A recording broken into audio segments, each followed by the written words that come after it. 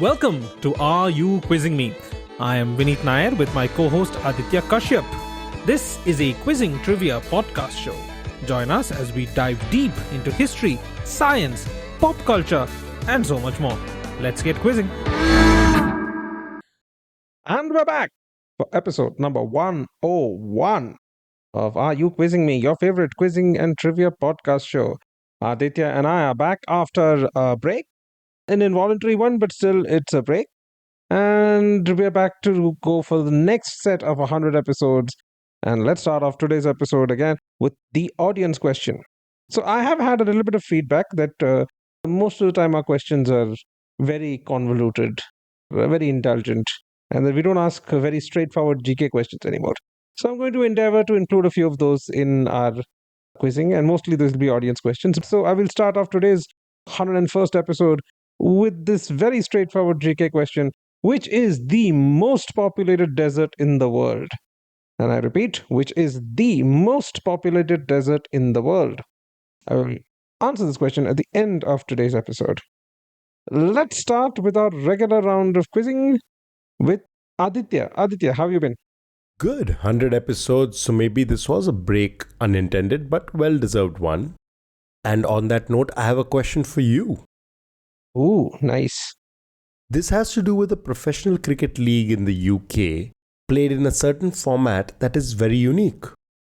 It is organized by the England and Wales Cricket Board and is played between July and August each year. It is one of the 4 main tournaments organized by ECB, the England and Wales Cricket Board. The other 3 are the County Championship, One Day Cup and T20 Blast. Mm-hmm. Those 3 formats should be very familiar: County, One Day International and T20. So what you have to tell me is what is unique about the 4th league, the one in question. What unique format do they employ? Wow. Okay. Off the bat, I'm tempted to say something like it's a league of their own, but I'm not going to. Oh, that's 2 puns. You said league of their own and off the bat. Yes, thank you. Thank you so much. The second thing I'm tempted to say is this like a league for blind people or something? I don't know. Is there such a thing as blind cricket? Yep, there is a format called blind cricket. Yeah. If you have seen the movie Shrikant, which came out last year, starring Rajkumar Rao, he played a blind man who plays blind cricket in that, based off of a true story. Oh, okay. I did not watch that movie. I know which movie. I know the movie you're talking about, but Okay, yeah, so blind cricket does exist, but not the format in question here. Okay, let me tell you a little bit more about the rules of this format, and that might lead you to the name of the format and what's unique about it. okay. Most of the regular rules of cricket apply. Mm-hmm. There are some minor differences. Firstly, there are 2 innings, each lasting normally 65 minutes, separated by a 15-minute interval. Okay. So a rather shorter duration for an innings as compared to every other format of cricket. Yeah, quite short. A bowler may bowl 1 or 2 overs at a go. Okay. Sides are switched after every 2 overs. Okay. Another big difference is that a no ball results in 2 runs for the batting team and a free hit. Okay.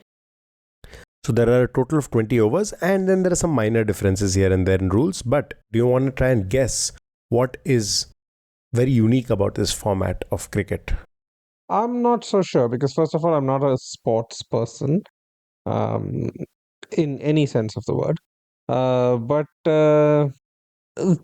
20. I mean, this sounds a lot like T20, but with some restrictions. I don't know. Is this a T10? But you already mentioned 20 overs. Yeah, so then it doesn't make sense either. Yep, Yeah. 20 overs, but remember I said slightly shorter than an average T20 match. Yes, yes. So maybe that's your hint. What would make it a shorter match if it is still 20 overs? Oh, the number of balls per over.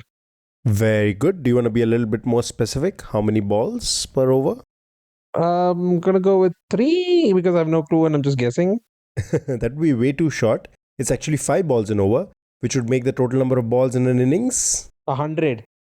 100 exactly. And I Wanted to ask this question in last episode for 100th episode, but it did not make the cut in my list Okay. last episode. So I thought, why not include it this time? It's a wonderful piece of trivia, in any case. Okay, nice. 100. It's literally called the 100. Okay. And that's the fourth league organized by the English and Wales Cricket Okay. Board. The idea is to keep it short and snappy. It was developed as a competition to the T20 format. Okay. It has been in action since 2021 and is still ongoing. And that's the format, the 100. Isn't there a TV show also of the same name? I think there was a TV show also called The 100. Yep, you're right. There is a TV show by the same name. Okay. That was a great question and a good start. I'm going to start off this 101st episode with a question which speaks to my sense of humor. Aditya, this is a listicle. I'm going to list out a few things, Okay. and I need you to tell me what these are or what connects them. Okay? Let's hear it. I wouldn't need you to be uber specific, but at least if you're in the ballpark, I'll give it to you. Are you ready? Hit me. Bow wow, poo poo, ding dong, yo he ho, and ta ta. What are these? Do you want me to repeat the question? It would be a sin to only allow you to do it once. So please. Yes. Bow wow, poo poo, ding dong, yo he ho, and ta ta. Okay. All right. I'm going to start with the most obvious one, bow wow. Yeah. I know pow wow is an argument or a discussion. Yeah, I think it's a Native American in origin. If my Disney serves me right, I think Peter Pan had an entire racist depiction of the American Indians, complete with a powwow. Okay, but I'm guessing that's a completely unnecessary tangent. So coming back to bow wow. I was thinking animal sounds, but tata, that doesn't sound like an animal sound at all. Wow, you have a very innocent mind. Should I be thinking more adult content? No. Because if you'd given me this question, the moment I hear ding dong and tata in the same list, my mind would have gone somewhere else. No. I was actually much closer to the lines of onomatopoeia. Onomatopoeia, yes, you're somewhat near where I'm going, but like I said, I need you to be somewhere in the ballpark. Okay, so for anybody who doesn't know, onomatopoeia refers to the idea that things are named after the sound of the object it refers to. Yes, very succinctly put. Like a cow moos because a moo sounds like a moo. Oh yeah, a moo sounds like a moo, definitely. Oh yeah, that was just to disprove anybody whoever has accused me of being smart because of this podcast. Okay, so something to do with words and sounds. Okay. Is it something like the first sounds children usually make? No. A little more scientific. Like I said, this speaks to my sense of humor as well as to the kind of trivia I like. Okay, so you do like etymology. So I'm wondering if this has something to do with the etymology of phonetic sounds? Oh, you're very close. You're very close, but you just need to distance yourself and think of the science of linguistics. Let me put it this way. The science of linguistics. Okay, so is it? But I already said that. So maybe not the first sounds a baby makes, but the first sound a proto language has. Oh. Like basically how a language develops? Yes. Okay, you got it there. Okay, so these, our dear audience, as Aditya has quite rightly guessed, are Max Muller's list of speculative theories concerning the origins of spoken language. Oh. Yeah. Even though they sound ridiculously childish and slightly filthy to filthy minds like mine, these are all actual theories of the development of spoken language in the mists of prehistory. So you have Bow Wow, which is also known as the cuckoo theory, which Mueller attributed to German philosopher Johann Gottfried Herder. And he saw that early words as imitations of the cries of beasts and birds, hence Bow Wow. The poo theory saw that the first words as emotional interjections, and exclamations triggered by pain, pleasure, surprise, etc. So here it's like, okay, so we develop language from emotional interjections, right? So when somebody kind of pokes you, you go, ow. Hmm. The poo poo theory says that language came from that. The ding dong theory states that all things have a vibrating natural resonance, somehow echoed by humans in their earliest words. Now, this is, I don't think it's very plausible, but then again, it's a theory. The yo he ho language or theory claims that a language emerged from collective rhythmic labor, that is, the attempt to synchronize muscular efforts, resulting in sounds such as heave alternating with sounds such as ho. So, heave, ho. Or if you've seen Anna Kournikova or Serena Williams play tennis, you know what we mean. Hmm. Yes. And finally, the Tata theory did not actually feature in Max Mueller's list, but was proposed in 1930 by Sir Richard Paget. According to this theory, humans made the earliest words by tongue movements that mimicked manual gestures, rendering them audible. So, this very serious branch of linguistics has a series of theories which are all very childishly named bow wow, poo poo, ding dong, yo yo, and ta ta. Can you repeat the second last one more time, please? Yo hee ho. Perfect. I'm just going to save that audio clip and make it my notification sound for whenever we have to record a podcast. Yoo-hoo, time to record. Okay, so fun question. I should read up a little bit more on this because etymology is a shared interest for both of us. And that brings me to my next question. Okay. A friend mentioned a really cool piece of etymology to me recently. And I love that because when people know that you make a podcast about trivia, they just hand you trivia. And very often it's very useful. So if you know Vineet or me personally, please feel free to share trivia with us in person. I mean, you can always send it to us online as well, but hey, in person is great too. And my friend, when he shared this piece of etymological trivia with me, he had this very smug face like, hey, go ahead and use it. Which is also kind of funny. Like, nobody owns trivia, so... But thanks to that friend who wished to be anonymous. Okay, so this etymology has to do with food. Okay. And since I know you're a foodie, I think you'll crack this in a jiffy. Mm-hmm. I speak of a certain seafood. Okay. There are two specific theories as to where the name for this food item comes from. The first is that it is the anglicized version of the local name of the fish. So if in the local language you were saying, here is dash, the translation of here is dash, the anglicized version of that phrase would be the name of that seafood. Okay. It's a fish, as you mentioned, I think. Yep, seafood item, specifically a type of fish. Okay. So just to clarify, here is dash in the local language. When that is anglicized, you get the possible origin or etymology of the word. Okay. So that's the first theory. Mm-hmm. The second and the more interesting theory is this seafood was delivered via rail by trains from the port city to the other more inland cities. Mm-hmm. And this form of transportation is another source of the etymology. Mm-hmm. Specifically by rail networks used to transport post or letters. Can you guess what seafood item I am talking about? My first and only guess which comes to mind is Bombay duck. Oof! Too good, too good! That was just sublime. The train gave it away. Yeah, that was actually the reason I wanted to ask this question because it's called Bombay duck. Duck, yeah. So Bombay duck is actually a very famous seafood item from Maharashtra, from Mumbai in fact. And whenever somebody living more inland in Maharashtra wanted it, it would be transferred over mail or dak as it is called in Hindi, which was via trains. And sometimes because of the delay in delivery, it would give it a stronger scent, which is iconic for Bombay duck. And that's how presumably Bombay duck became Bombay duck.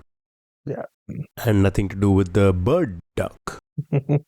Can you take a guess as to what the other etymology is? I mean, I don't know how much Marathi you know. I'm very poor in Marathi. I practically know very little, except for fakta. You can't bleep this out. It is an actual word in Marathi. Yeah, no, I'm not going to bleep it out. It's an actual word. Yeah. And you want to tell the audience what it means, just so that we don't get into more trouble? I think it means only or unique, something along those Yeah. lines. But hey, don't quote me on this. I'm not a Marathi speaker. Neither am I. But in this case, I do know for a fact that the Marathi name for the fish is bombil. Ah, yes, bombil. Yes. So when you would be selling your wares or your product in a bazaar, you would say here is bombil, or in Marathi that would become bombil tak. Oh. Tak or tak, that's how it will be pronounced, and that's how bombil tak became Bombay duck. And these are the two possible origins for Bombay duck. Yeah. Now that you say it, it kind of hits me, because in Konkani, which is spoken in Goa, which is very closely related to Marathi as a language, it's also called bombil. Exactly. So bombil tak, Bombay duck, or Bombay duck, like male coming from Bombay, becomes Bombay duck. And I love that. Two competing etymologies for the same fish. Yes. That was a beautiful yet stinky question. I'm not surprised that the British weren't able to get their tongues around something as simple as dark. Just a matter of stringing two extra vowels. Do, Dugna, Lagan, or something like that is what we expect from them in any way.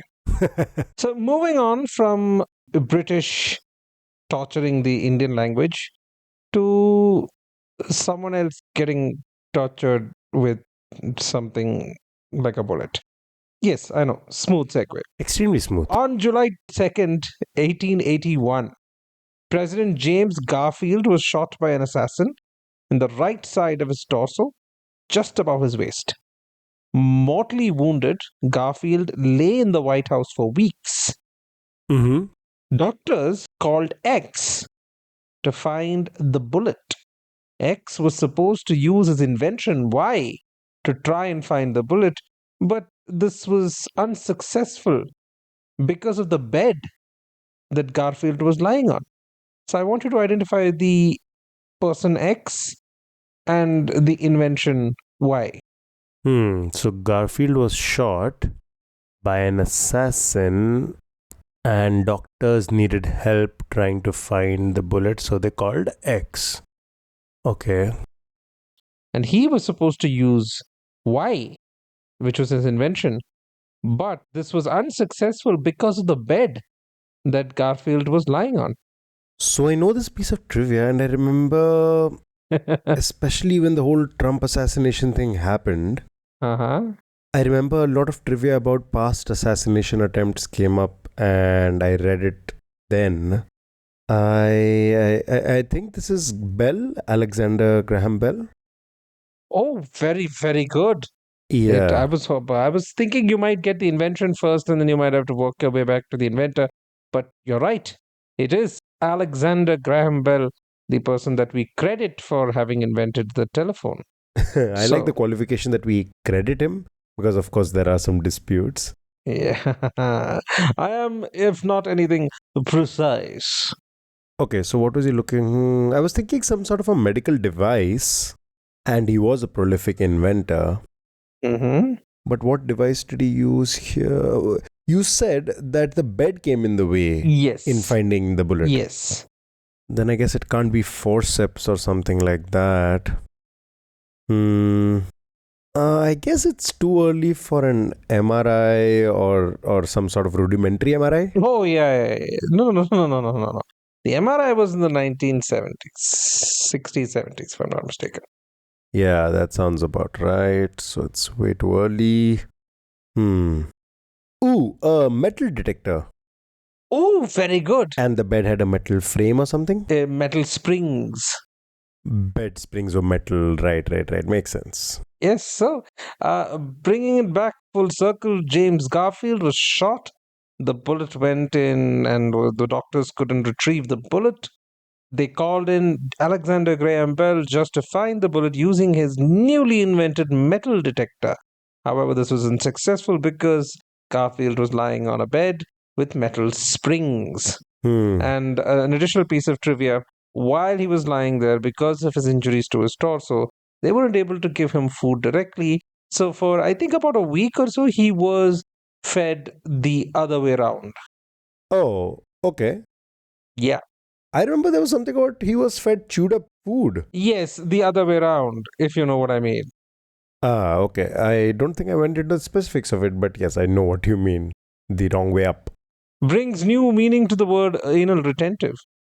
I don't know how many people were using it on a regular basis and were looking for a new meaning for it, but sure. Okay. I want to say great question, but that took a dark turn at the end, if you know what I mean.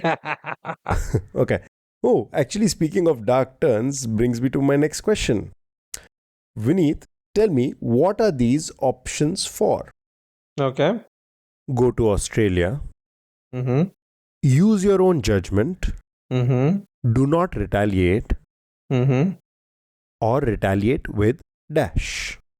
There are a few more options, but these are the ones I'm giving you for now. These sound like something from a board game. You would think so, but no. Not even close, actually, so kind of cold. Okay, the other option would be you said go to Australia. For those who did not know, Australia was once a prison continent, in that the English sent their prisoners and other people who they wanted to get rid of. They sent them to Australia. Anything to do with that particular historical nugget? Okay, nothing to do with the prisoner colony status of Australia at some point, but you did mention England, and that gets you a little warmer. Oh, okay. So the English are giving you options to go to Australia to retaliate, not to retaliate with something. And what's the other one? Use your own judgment. And by the way, this is not an exhaustive list, as I mentioned. Use your own judgment. Hmm. Wow, I'm gonna need a clue. Okay, so then I'm going to give you one more option on this list, and hopefully it'll make it a lot easier. Okay. Put yourself under the command of the United States. Go to Australia. Do not retaliate. Oh, wait, were these the options given to King George when Hitler was attacking or something? So you're pretty close with the warfare angle, but this isn't a historical fact. This is a present day thing. This is a present day thing. Go to Australia. Put yourself under the command of the United States. Uh, these are excerpts from Keir Starmer's conversation with Volodymyr Zelensky.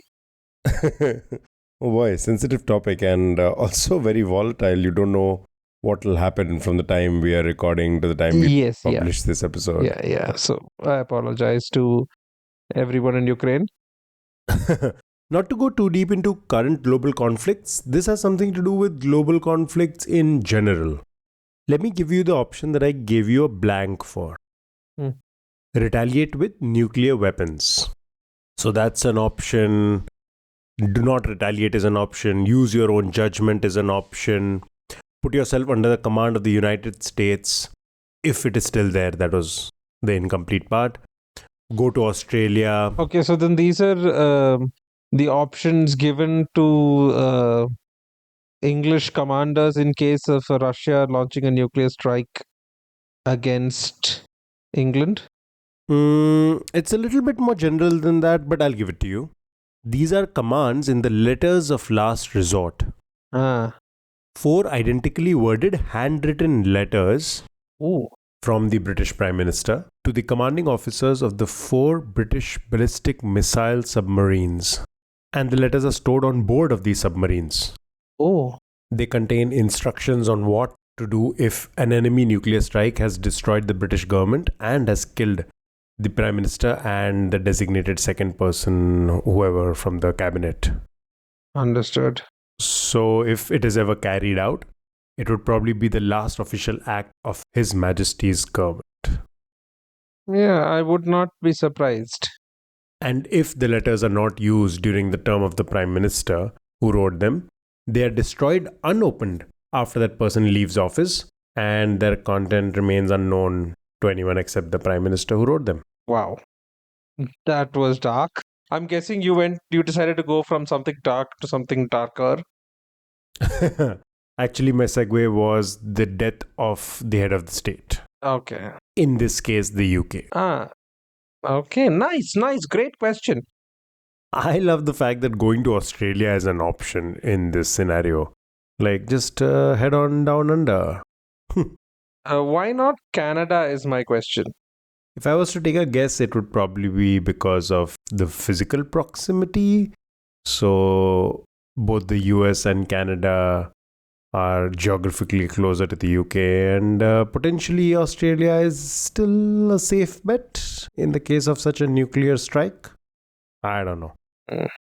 And honestly, in recent history, they have changed rather frequently. So, I'm not even sure how many times a year these letters are issued. And much like the British Prime Ministers, I will quickly hand the baton over to you to take over. So that was a great question and darkly topical, if you know what I mean. If anyone saw the what's going on between Putin and Zelensky and Trump and whatnot. I'm going to go slightly similarly topical because a lot of people are happy right now after the new budget came out for the next financial year, which has reduced the tax burden on a lot of people. So I want you to take your mind back around 25, 30, almost 25, 27 years to the dream budget of 1997, 1998, when H.D. Devagowda was PM and P. Chidambaram was the finance minister. This budget now is called the dream budget, if you did not know. And this was when the highest income tax rate was reduced to 30%. It used to be much higher, up to 50% or no more in the past. And the tax net was also expanded. So, according to that particular budget, people who met two of four criteria, okay, who met two of any four criteria had to file income tax returns. I'm going to tell you three of those criteria. You have to tell me what was the fourth. Okay. And this is 1997, 1998. I'm reminding you again. And three of the criteria were owning a four-wheeler, which is a four-wheel car or whatever, owning immovable property, that is, if you had land of any sort, or if you visited a foreign country during the previous year. These were three of the criteria. My question is, which was the fourth? So, four wheeler, visiting a foreign country, or owning property. Immovable property, land, buildings, etc. And this is criteria for filing income tax. Yes, you had to file income tax if any of these, if you fulfill two of at least any of these four criteria. Okay, that's interesting because I would think the most obvious one is just how much income you have, like a certain number. Yeah. But I'm assuming that's not the fourth criteria. No, can't claim full credit for this question. I have to give credit to the question to JC Narayanappa, who's quite a prolific quizmaster online. So, Right. Hmm.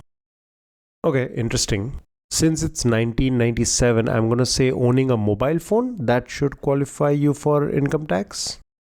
oh, very close. An internet connection if your house had one. A little colder.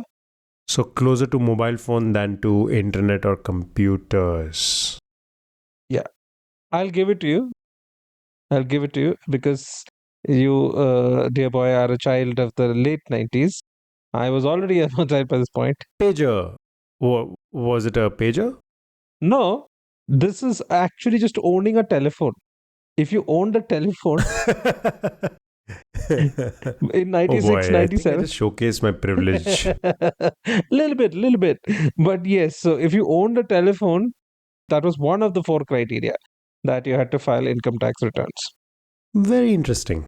Getting back the details of this is very, very difficult, and so I have to give full credit and everything to JC Narayanpa for this question because the moment I heard this question, I was like, wow, this is amazing. Hmm. Do you remember your first landline number, Vineet? I was in Bahrain, so yeah, I want to say no.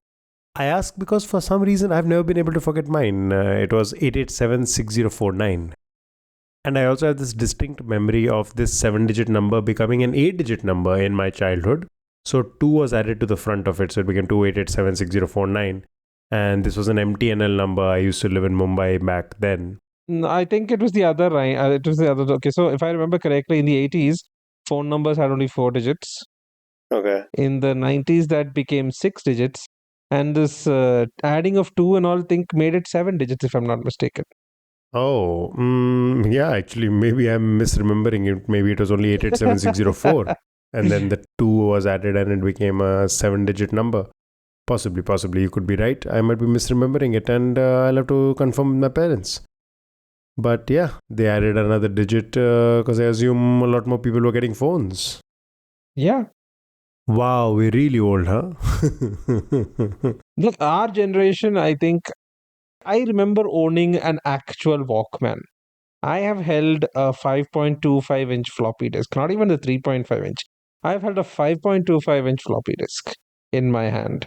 Oh, wow, I've okay. used a laser disc at one point. But that was very few occasions. But I have seen a laser disc. Yes, if to those kids who are wondering what a laser disc is, it was like a giant VCD.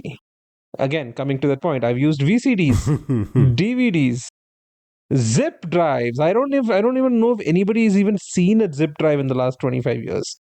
I'm not even sure what a zip drive is. Oh, okay. So if you guys, I don't know how to exactly tell you this, but the zip drives were like cartridges that you had, which were used for storage. Oh, And those were just, they were just insanely cool looking.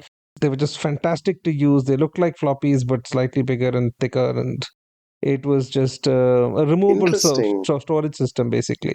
You brought it in, you inserted a floppy, and that was your drive.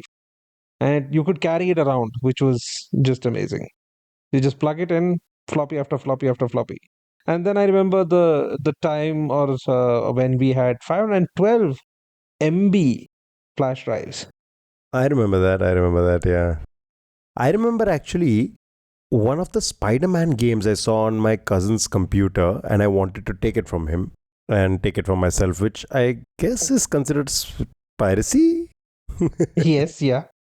And my cousin did not have a CD burner, so I couldn't burn it onto a CD. Or maybe I did not have a CD drive on my home computer. I don't remember exactly. But, anyways, I decided to get it on a floppy drive instead. And I remember the stupid game was like 5 MB more than the disk space on the floppy drive. And so I couldn't get the game, and I was really heartbroken. Oh, yeah. I remember Windows 3.1. So those series of Windows, the installation of which came in a box of floppy disk drives. Wow. And they were always, if I'm not mistaken, green in color instead of the usual black that you used to get. I remember Amket releasing transparent floppy drives of fluorescent colors. You had a transparent yellow, transparent fluorescent green, transparent fluorescent pink, and those were like hot items amongst the cool kids in those days. Hmm. And I remember the time where we had dial up internet. Using dial up internet at the turn of the century was so annoying. I still remember I was using a VSNL connection at the time, a VSNL connection, and I remember trying to pirate. And I'm pretty sure the statute of limitations is over, so I can confess this online. But I remember trying to pirate a James Bond theme song. Tina Turner's, I think it was GoldenEye. The song was around, I think, 3 megabytes, and it took something like 45 minutes for me to download that song. And probably because the download got disconnected twice, and I had to restart it again and again. Of course. And we had to use download managers. I remember using peer to peer sharing networks. Yeah, LimeWire. I did not use LimeWire actually, but I did use torrent websites like Pirate Bay and stuff. Those are torrents. Those are like Paka torrents. LimeWire was the wild west. That was like direct P2P sharing, and everything had viruses. Like you could catch a cold just logging into that website. That many viruses. Yeah. The original pandemic, huh? Yeah, and those were the days. I remember I used to put like a standard DVD rip on download at night, like a 700 MB one. Yeah. So I would turn on the download at night before I went to sleep, and in the morning, presto, behold, I had a movie. Yes, and BSNL used to give free internet, unlimited internet between 2 a.m. and I think it is 7 a.m. in the morning, between 2 and 7 in the morning. BSNL used to have unlimited free. So you would get, in those days, again, for those Gen Zs who's listening, we used to have internet connections, a broadband BSNL connection, which had a massive bandwidth, monthly bandwidth of 2 gigabytes. 2 GB. That would be a lot of internet. Right. And so we hardly used to do any surfing in the morning. Everything used to be done at night. And just to blow your mind even more, my first computer had a complete memory of I think around 64 MB. Oh wow, look at you flexing, you lucky, lucky man. Oh, I remember, by the way, the first ever movie I watched on torrents or I downloaded on torrents was Death Race. And this is not a pop culture recommendation, it's not a good movie by Oh, any means. no. It just happened to be the first movie I downloaded. Wow, you came very late to the game. Death Race is a fairly recent movie, right? 2008, I think. Yeah, I had not used torrents before that. Oh, yeah, yeah, yeah. I was a veteran by that time. Ah, the old timer. Look at us just confessing to crimes. Speaking of, actually, I had downloaded files and illegally shared them. Like I used to download, I remember, songs from songs.pk, Oh, yeah, that was a Pakistani website which used to pirate Pakistani website for all Bollywood songs. Some cross-border cooperation. all really shitty quality. Oh, you take that back. You take that back. Songs.pk was a lifesaver, okay? Yeah, okay, fine. And before we end this walk down memory lane, or which is, let's just say, a very sweet way of saying that an old fart was reminiscing about the past 30 years. But I don't know if people remember, because nowadays we have influencers and Kim Kardashian and Virat Kohli and all these people who have like huge followings and whatnot, right? But I don't think, and this is my personal opinion, anybody has had as much of a uniform impact all around the world as someone called Axo. I don't know if you know who Axo Of is, course, I remember but he AXO. was our god back in the day. A messiah for the internet. Yes. So Axo, by the way, we still don't know who he really is, he or she really is, but Axo was the avatar of the internet name of a saint practically, who used to rip DVDs and compress them down into 700 MB torrents. Now, why that's important is because 700 MB, and he used to do it perfectly within 700 MB, regardless of the size of the movie, without losing much quality. 700 MB was the exact size if you wanted to rip it onto a CD, Hmm. because you used to get 700 MB CDs by that time. And I don't know if you know this, but at one point, I think roughly around the time that you started pirating stuff, in 2008, Mm-hmm. 33% of all movie downloads across the world were Axo torrents. Oh, wow. That's an insane number. 33% of all movie downloads in the entire world were Axo torrents. So much so that when we used to search for torrents, we used to search with the name of the movie followed by AXXO.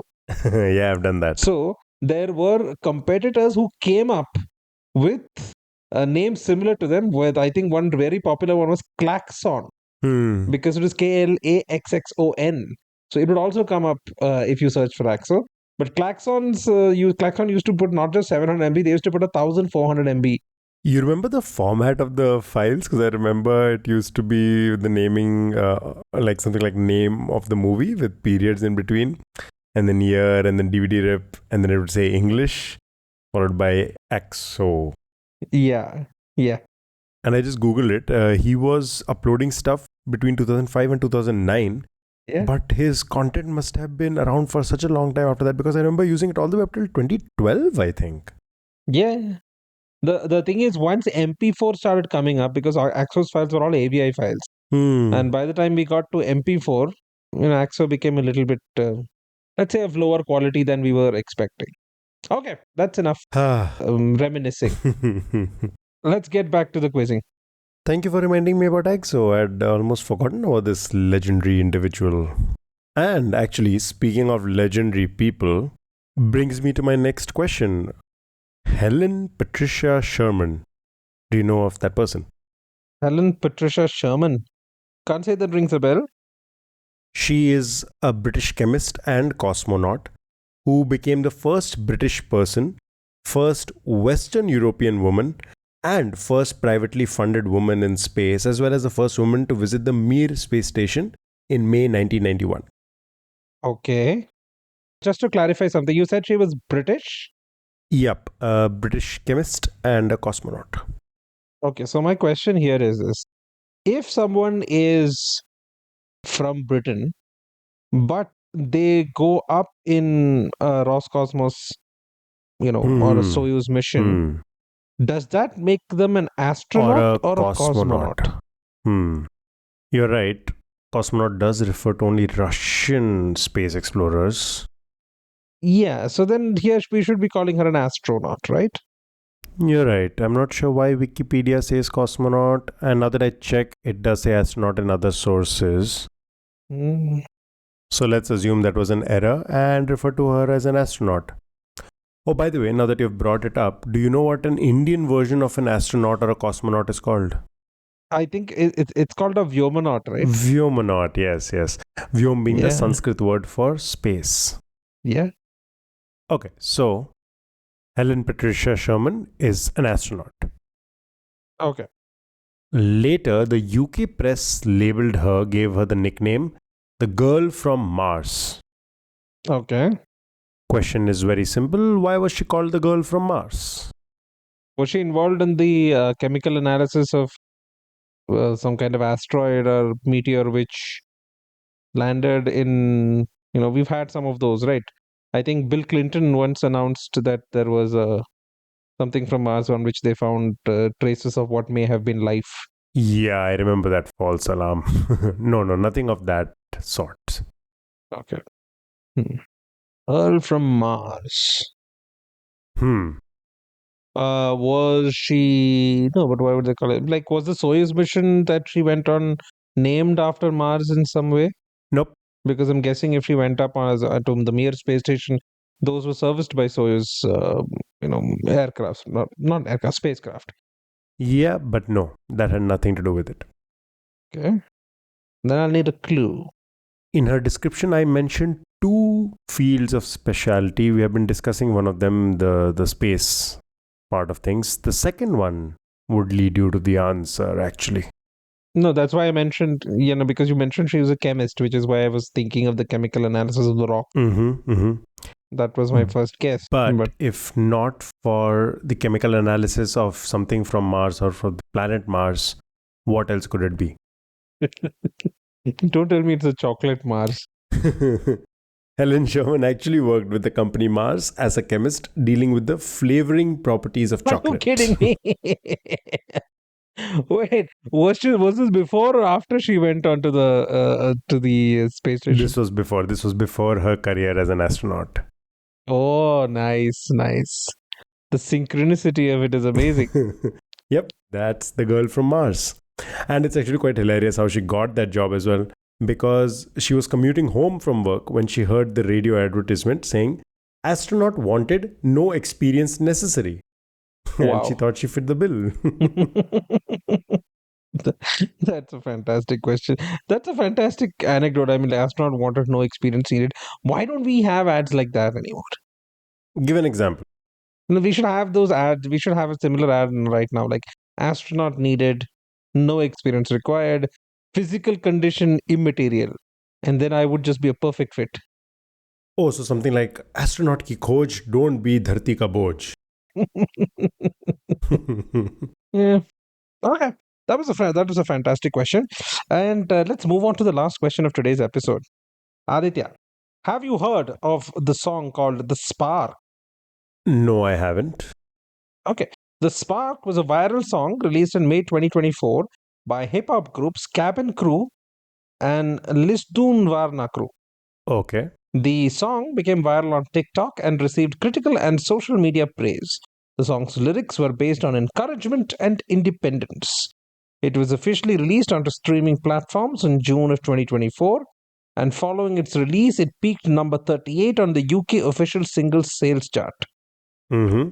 It was included in several music sets performed at the Glastonbury Festival 2024. It was announced that the track is, among others, on the 67th Grammy ballot for the Best Dance or Electronic Recording and Song of the Year. My question to you is, what is notable about the rap crews who performed the song? Okay. Let me just do a TLDR for you. Spark, viral hip hop song by Cabin Crew and Lisdon Varna Crew. Major success, major virality. Was in the Grammy ballot for Best Dance or Electronic Recording and Song of the Year. Question: what is notable about the rap crew who performed the song? Hmm. When was this?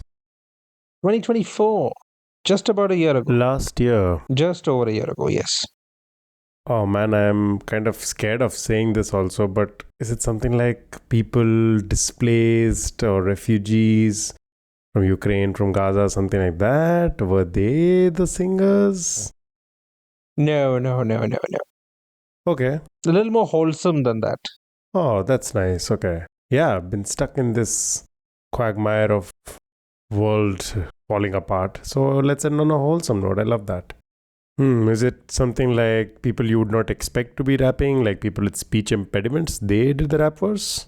No, but you are on the right track, as in this is a unique crew. Not unique, but it's not. These are not the kind of people you would associate it with hip hop. Oh, okay. I don't know why the moment you said that, the picture of a nun popped into my head. So, are these nuns? Oh no, no.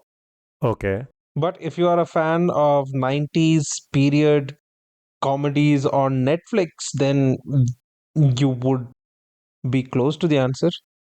What? That's a very weird clue. I apologize.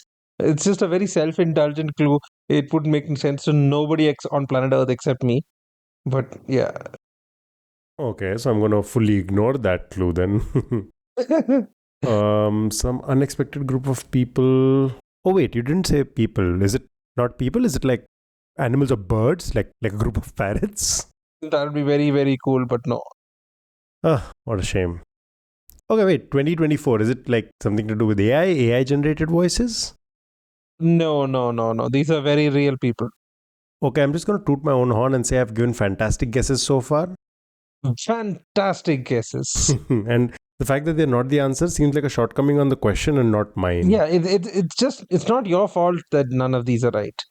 Exactly. Okay, let me see. A group of people not normally associated with the rap. And you would have got that answer if it weren't for those Meddling kids? Are these kids like children? Irish school children. Props to you, by the way, for the cutest hint of this episode so far. Love it. Yeah, thank you, thank you. Okay, so kids. And not just though, these are all Irish school children. I think if there's one group of people you would not associate with hip hop, it would be Irish school children. And they comprise the hip hop groups Cabin Crew and Lisdun Varna Crew. Now, if anybody is interested, which practically is nobody listening, but if anybody's interested, the clue that I gave, which I said that nobody else in the world would understand, was when Aditya said nuns, and I said, if you were interested in 90s period comedy dramas from in on Netflix, I was speaking about Derry Girl, which is about a group of Irish teenagers during the troubles in the 90s and who are taught by nuns. Yeah, I would not have gotten that pop culture reference, but I would have gotten the reference for the movie Airplane. Hmm. And then there is this beautiful piece of prop comedy where a nun is reading that famous magazine called A Boy's Life or something, an American magazine, I assume. And then you see a boy reading a magazine called A Nun's Life. Nun's life, yeah. That, by the way, is going to be my pop culture recommendation for later as well. The movie Airplane. Oh, yeah, I second that. Such a hilarious film. Yeah, they just don't make them like this anymore. I think people are too afraid to make movies like that anymore. They're too afraid of offending people. You've got to be kidding me, Shirley. Okay, so that's the end of today's episode. And before we wind things up, there's the matter of the audience question, which I had asked at the beginning of today's episode, which is the most populated desert in the world? And what would be your answer, Aditya? Most populated desert, I would assume Sub-Saharan Africa is pretty populated, so Sahara? Nope, nope. I would say be closer to home. Oh, so Thar. Yes, it is indeed the Thar Desert, which is the most populated desert in the world, with a population density of over 80 people per square kilometer. And for those outside of India, for whom the Thar Desert may not make sense, it's also known as the Great Indian Desert. Makes sense. That's pretty cool. So that's that. And what's your pop culture recommendation, Aditya?